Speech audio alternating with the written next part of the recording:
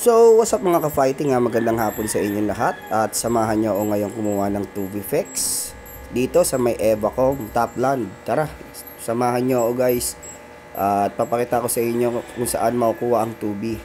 So, what's up mga ka-fighting, tara samahan nyo ako at kukunin na natin yung 2B-Fex na ating order. At ano nga ba ang 2B-Fex? Ang 2B-Fex ay mga pagkain ng isda, lalo na ng mga beta, sagana ito sa protina. At kung gusto nyo, meron namang alternative. Kung wala kayong makuhang 2B, meron din pwedeng kite-kite, pwedeng DAP nya guys. Eto, papunta na tayo. Okay guys, nandito na tayo sa may Evacom. At para madali nyong mapuntahan yung nagbibenta ng 2B-Fex, may kita nyo yan. Topland Subdivision dito guys. Malapit lang sa may Gatchalian, Parañaque. At konting bahay lang at mapupuntahan na natin ang bahay nila. Nestor na nagtitinda ng 2B-Fex at na meron siyang takal, tabo. Yan guys, pa-reserve na kayo. Ito nga pala yung bahay nila, kulay pulang gate. At tara, pumasok tayo.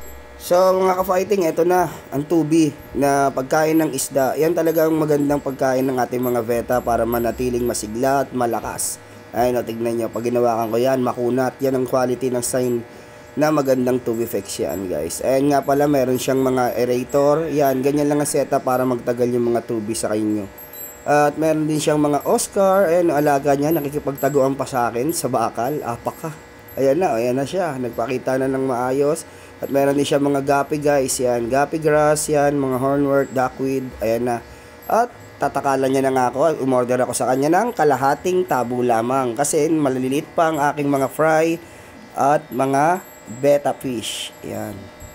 Ayan, pauwi na nga guys. Ayan na, malapit na ako. Pero may naisip ako at kumuha ako ng talisay na daanan ko sa kalsada guys. Ayan o, napahinto ko. Ang dami nga nakatingin sa akin yan guys eh. Pero wala, ayan, may buti may plastic na dala. Ayan na, dadamputin ko na. Ayan na. Kung di mo na-experience to boss, hindi ka tunay na fish keeper o kaya beta keeper. Kung di mo naranasang mamulot ng ganyang talisay, ganyang dahon. Ang pag sinabi kasing beta nakadikit na sa pangalan na yan, talisay talaga. 'Di ba guys?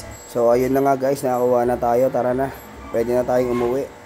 So ayun na nga, inabot tayo ng gabi at may nadaanan kami. Ayan, namumula. Yan ang tinatawag na moina dap nya. Ayan na, banata mo na. Ayan na, etong ginagamit sa pagpapalaki at pakain sa mga fry. Sa mga beta fry, yung maliliit na itlog, pag napisa, ayan ang ginagamit ko talaga mula umpisa. Hindi na ako dumadaan sa BBS, kaya yan ang ginagamit ko. Kasi yan, pag nanganak yan, mas maliit pa. Ayun ang kinakain ng mga first day old fry. Ayan guys, kung makikita nyo yan, pakadami, pakadami yan ang magandang pagkain. Kitang lalaki agad yung mga beta fry nyo. Kahit sa mga malalaki, pwede nyo ipakain to. Kasi malakas din ang protina nito guys. Yan ang live foods, ang tinatawag nilang beta moina. Yan, kaso mahirap i-culture yan guys eh.